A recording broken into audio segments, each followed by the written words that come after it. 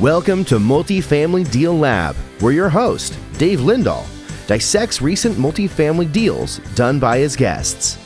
Dave will extract what went right, what went wrong, and a number of key takeaways so your next deal may be more profitable.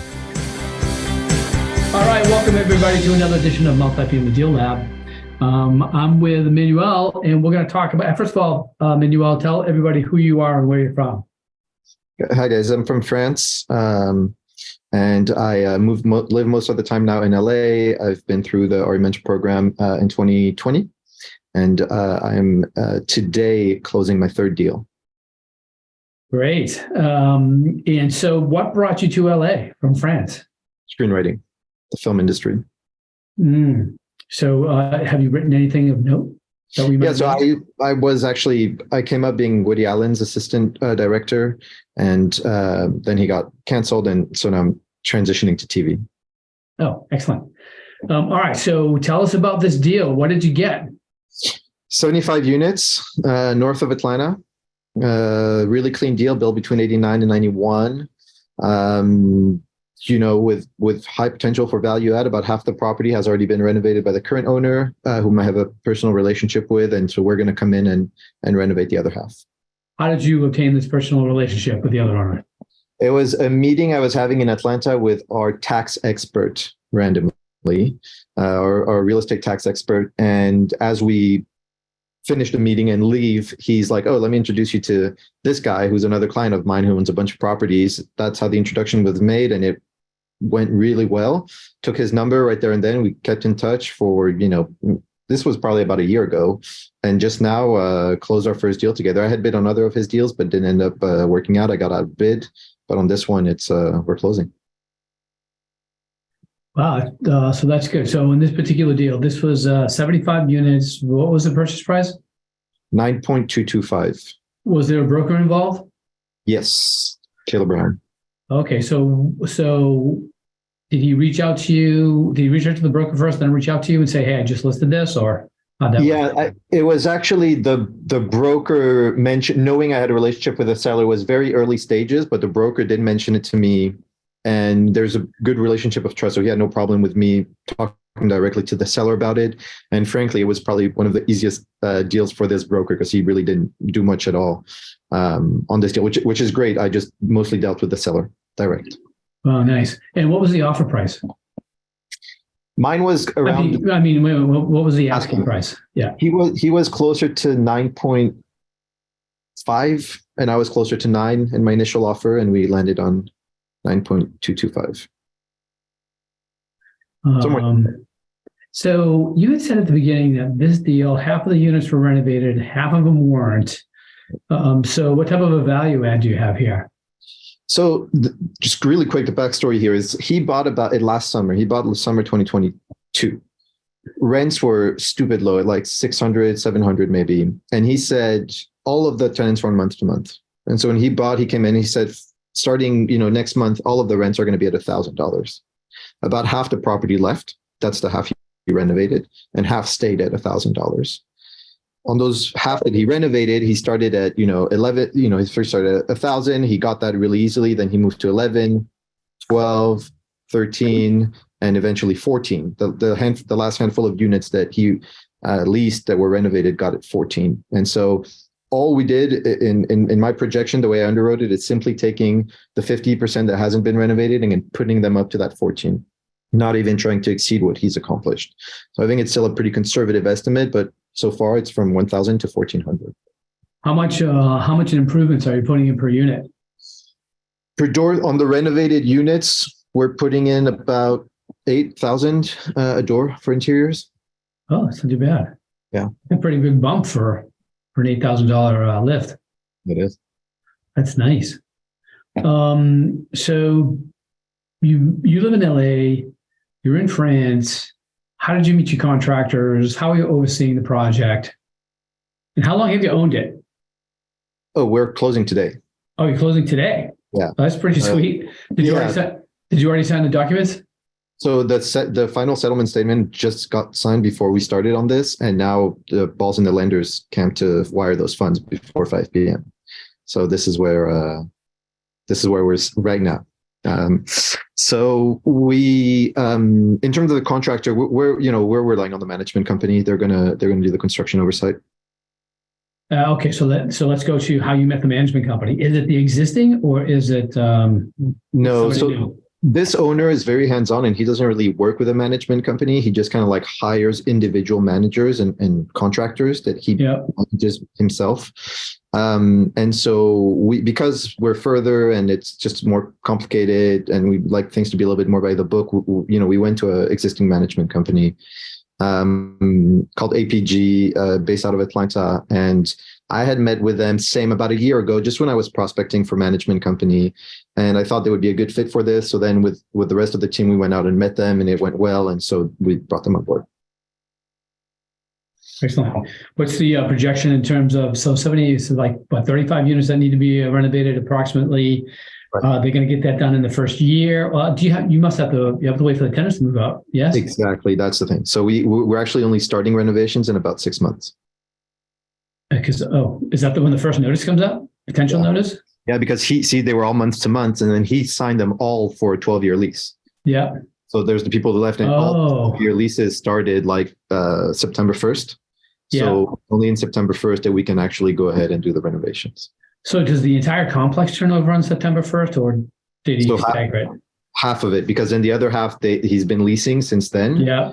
The half that left on that day where he said, I'm raising rents, that's the half that is. And so we are now going to stagger the notices so that we can renovate, little by little, as fast as our construction crew can go every month.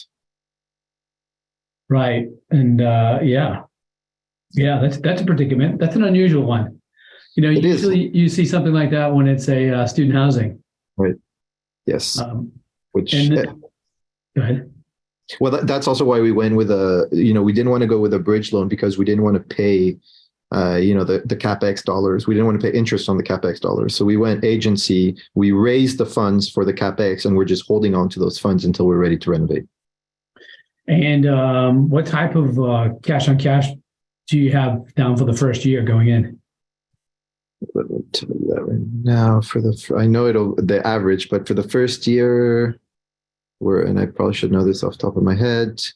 For the first year, we're at 5.1. 5.1. So what did you offer your investors to get into the deal? Is that 5.1 for the entire deal, or 5.1 on the limited partner side? For the investors for the Class A. Yeah. So what did you offer them? What structure? So just in terms of projected returns? Yeah. So projected returns were at 8.2 average cash on cash. And I did a projection over 7 years. We're at 8.1 cash on cash, 22.7 AAR, 16.5 IRR, and 2.6 equity multiple over 7 years. So did you give them a pref for the cash on cash? Don't do pref. I haven't done pref. No. So then, which I totally agree with. I think that's the way to go, because it just takes the risk off. If everybody's going to be in the deal together, let's all take the risk together as well.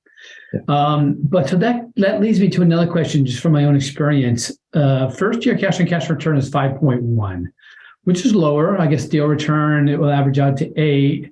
Did you have much pushback from the investors about the fact that the first year cash on cash was much lower? No, I didn't. Frankly, on my other deals, it's been, I think the second one was maybe a touch higher. The first one was lower.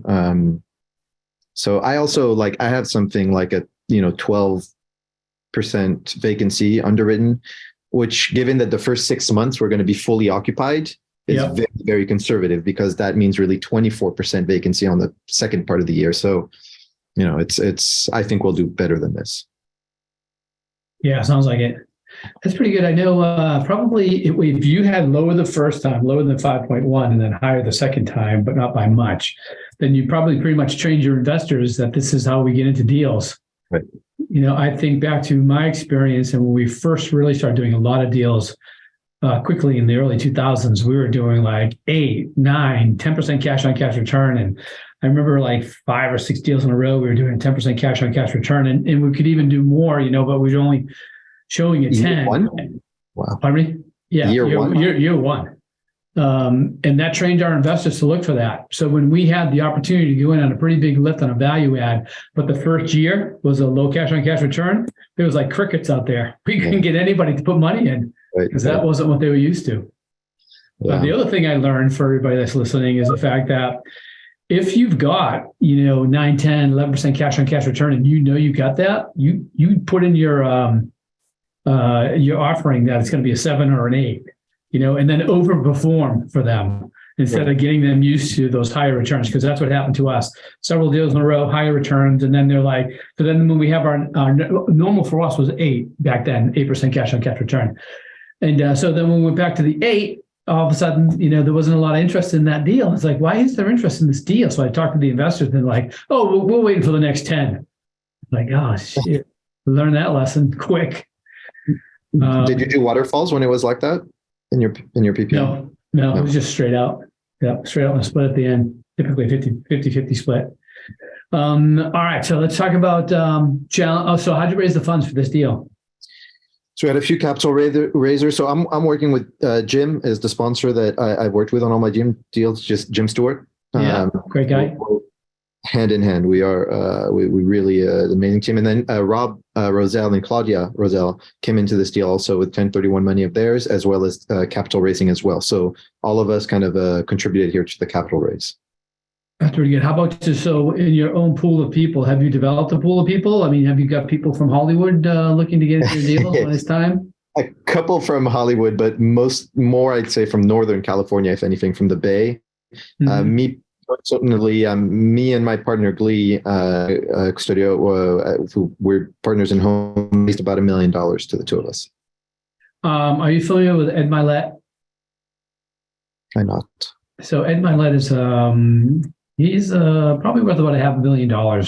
He's been in a couple of different businesses, and now he's got a podcast, the Ed Milet podcast or whatever. But he's a really good motivational type of a guy because he's pretty much been through it all.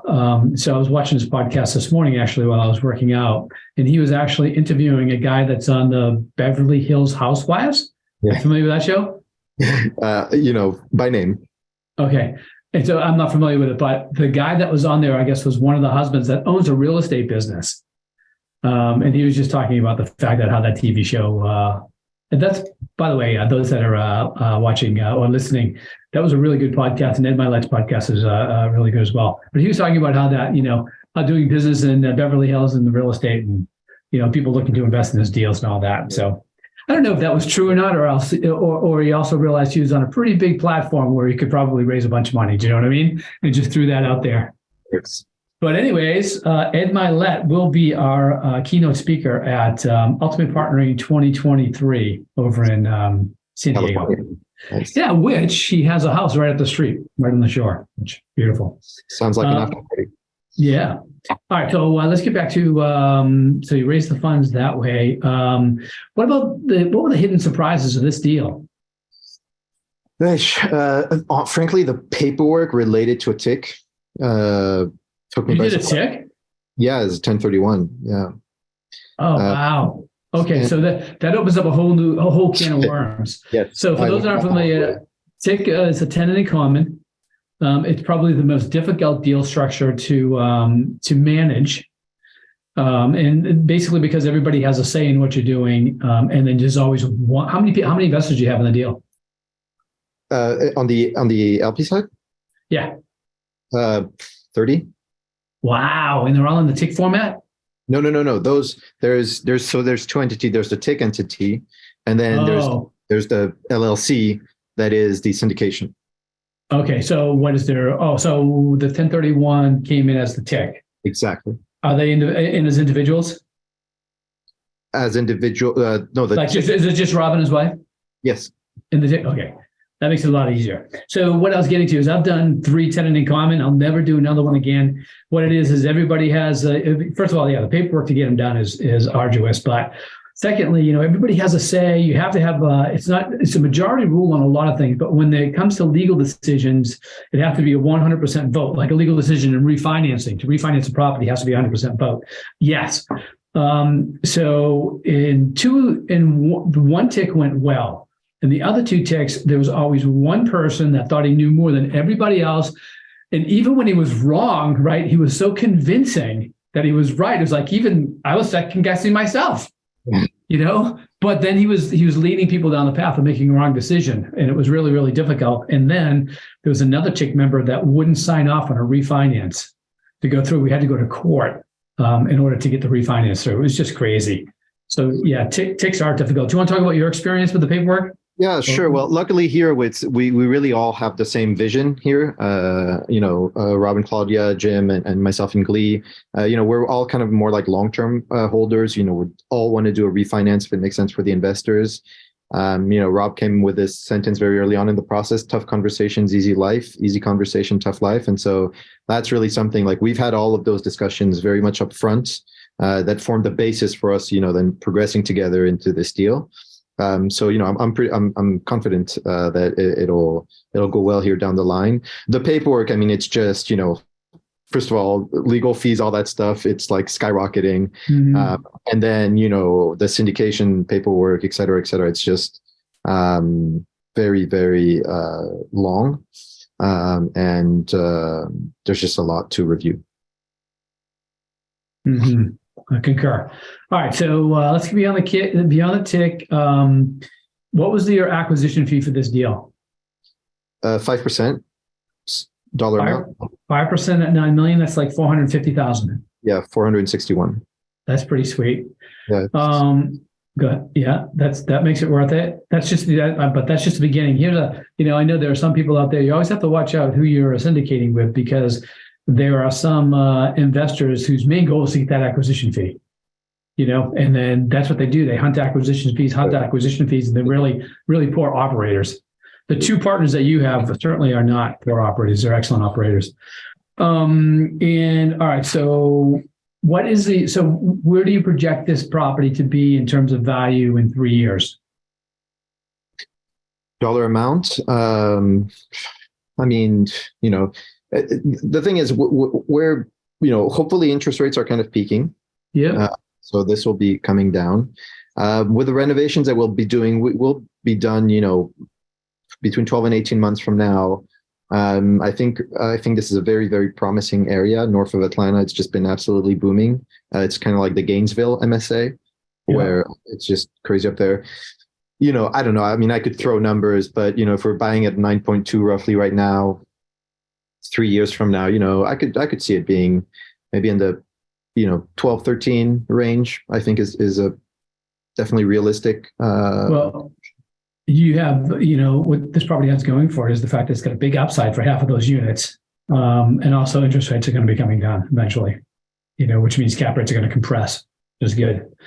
All right, let me ask you a couple of questions. And number one, what was the best book you've recently read in terms of motivation, inspiration, or business? There's one you recommended, actually, UP in Dallas. That was Super Brain that I read. Oh, yeah. Pretty good. That's a really good book. And what about movie? What's your go-to inspirational movie? I'm a pretty big, Christopher Nolan guy. I'm very excited about his film that's about to come out on, what's it, Oppenheimer. Doesn't look like the happiest movie ever, but it seems like it's going to be pretty amazing. Interesting. Awesome. All right. Well, this has been another edition of Multifamily Deal Lab. Thanks for listening, and we will see you next time. This has been another edition of Multifamily Deal Lab. If watching on YouTube, please be sure to hit the like button, the subscribe button, so you don't miss the next session, and review the contact links on this page.